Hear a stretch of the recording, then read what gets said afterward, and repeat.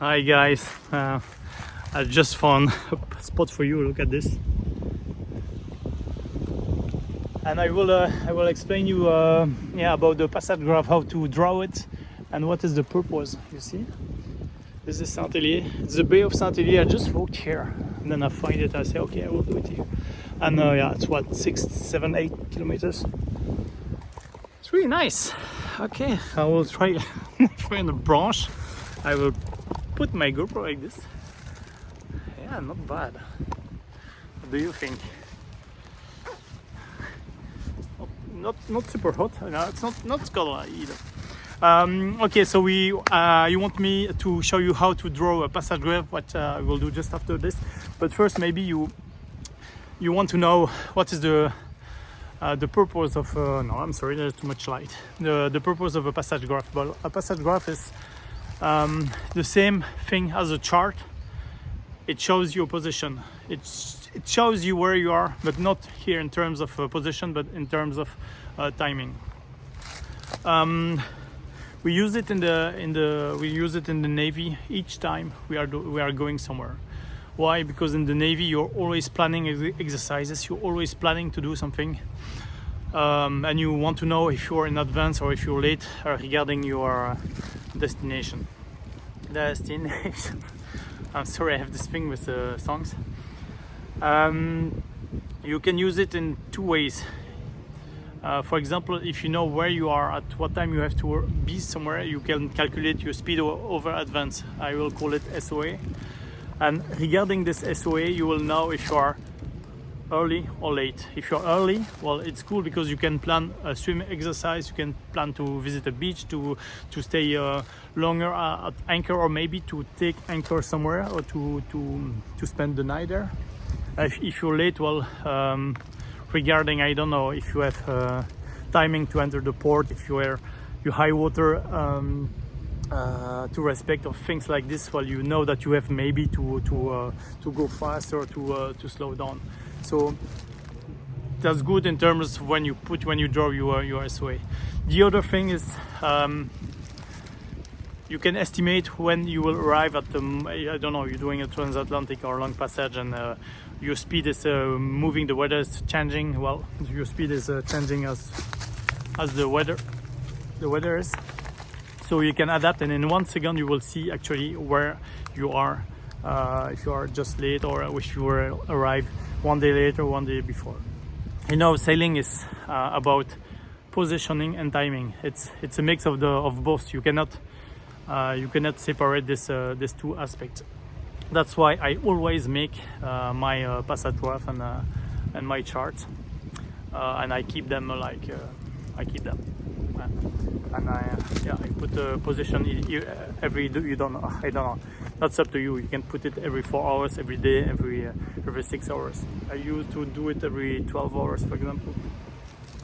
Yeah, now I will show you. I hope you will enjoy it. Oh, and I have a surprise for those who want and who will follow me. I will give you access to a Google Sheet, a Google Sheet passage graph. So you just have to fill in some distance, some timing, and then you will have your passage graph always. And I have several tools that I will share with you. So just DM me and I share it. And again, I thank you for following me. You don't forget that I'm also on Instagram, and that's it. Enjoy the video. If you have questions, don't hesitate to ask. It will really be a pleasure for me to answer. Before showing you how to draw it, here you have the last passage graph of the last passage of the xenogram, and it's a very, very good example. I will come back on it at the end of the video, but now I will show you how to draw it. Easy. So you take a sheet of paper and you will draw two axes, horizontal one with the timing and the vertical one with the nautical miles. You choose your scale. It's up to the distance. It's up to how many hours you have to sail. You will see the first time you will have to think a bit more than next passage. The second one, the third one will be easy to draw. And yeah, I needed 300 nautical miles. Actually, I have 230 nautical miles to go. And here I start on the 18, and then you put all your days of navigation with one more, maybe two more, one before, that's also possible. And then I will put my estimated time of arrival, because I need to arrive at a certain time. So in this case we have an estimated time of departure and estimated time of arrival, and this one is the 21st at 10 a.m. It's always hour is 4 figures in a letter, especially when you're in the English channel, and if somebody else is using the passage graph, he has to know in which timing you're talking. Are you in universal time or not, local time? Okay, I'll put here my 230 nautical miles I have to sail, and I know that I will start on the 18 at the afternoon at 2 p.m. So which give me some space. I can, if I want to start before, well, I will take some, will be in advance. And between the two, the estimated time of departure and arrival, you will draw a line, and that will be your SOA, your speed over advance. The speed over advance is the speed you have to respect to arrive on time, but you will never be at that speed. You will be a bit faster, a bit slower, and you will always see if you have to hurry, if you have to slow down. So what is important now is to draw another graph which respects your scale, and it's also, it will be your speed vectors. Okay, so I putting the nautical miles in some distance and some hours, and distance on hours will give you a speed. Okay, so I respect the 20, 40, 60 nautical miles, and of course the well, you see 20 nautical miles on 20 hours will give you 1 knot, then 2 knots, 3 knots. You can do it up to the speed of your boat, up to the currents, and then you draw lines, because that will be the visually your speed. Okay, you have a main line, this one, and if I translate it there, it will give 3.5, something like this, knots. And actually, if I, just to verify, 230 nautical miles divided by 68 hours gives you 3.4 knot. This is actually my speed over advance. Okay, so I know that my graph is correct at that time.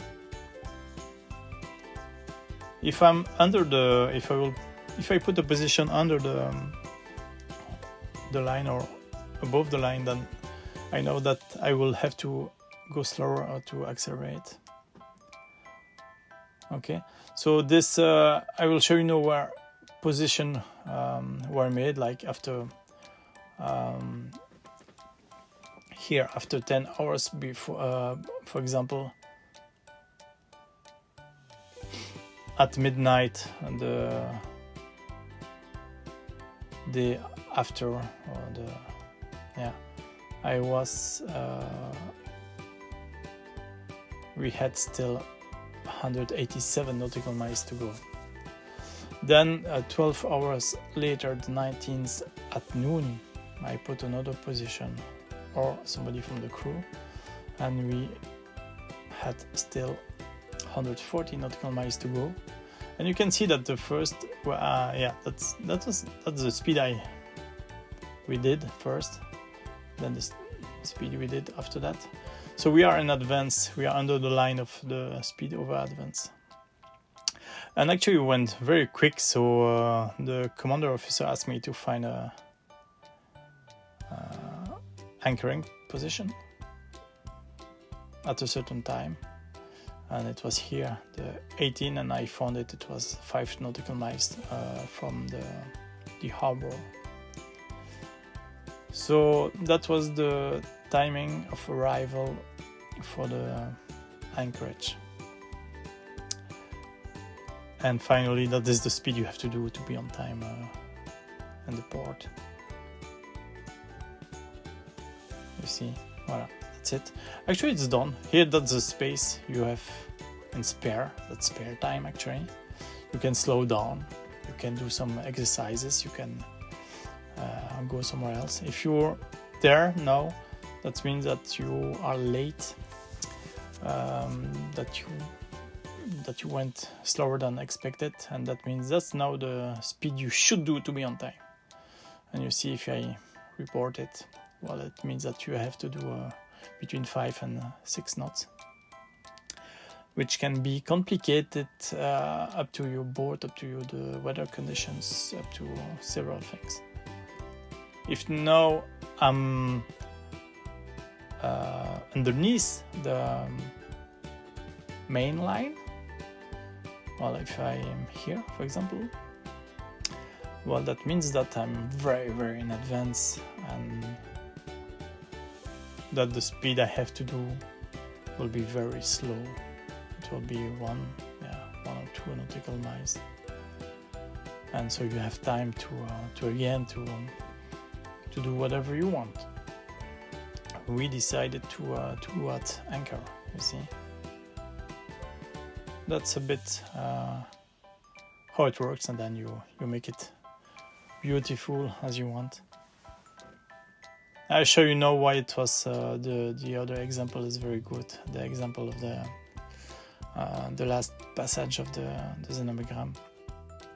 So here you have, as you saw it before, the last passage of the last passage graph with the distance on the left, with the, you see, start Solent on the left side, with the distance to go of 200 nautical miles, and then the timings at the bottom.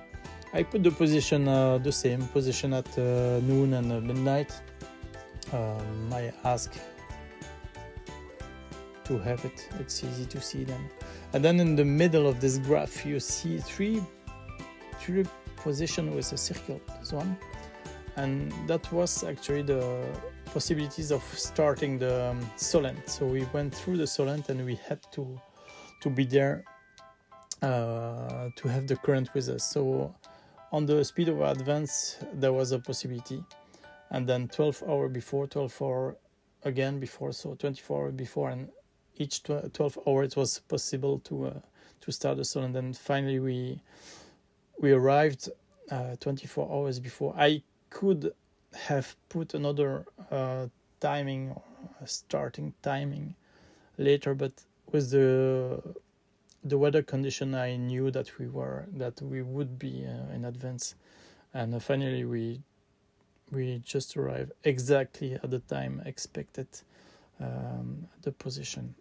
So in this case it was very, very interesting to keep this passage graph available for especially for the commander officer, as he had to adapt or not the time of arrival at Zeebrugge. Finally we arrived 24 hours before, so because you can see that the speed increased a lot thanks to the current, and we had to find a position to anchor, to stay at night before entering, and finally we entered one day before. That's it for the passage graph. I will make one on in a Google Drive. If you want to have access on it, just write me, comment me, and I will give you access. I will come back with other tools. I will come back with videos at sea and a lot of stuff actually. So don't forget to follow me, to put a little like, and we see each other soon, I promise.